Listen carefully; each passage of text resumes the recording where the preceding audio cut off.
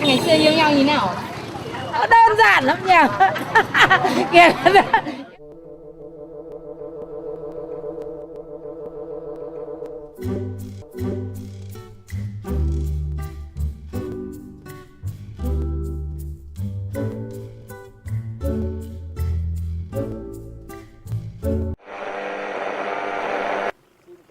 Trở vào là chúng nó yêu mình, chúng nó ở với mình. Nhưng thực ra chúng nó lấy tiền của mình để chứng nguyện phiền. Nếu mà em đang như vậy thì cái người nào người ta thích em phải chủ động. Không dám nghĩ sâu rằng là mình sẽ ở gắn kết với người ta. Nhiều cái mình muốn nhưng mà không được thì phải chịu. 1000 ngày yêu nhau, trời ơi.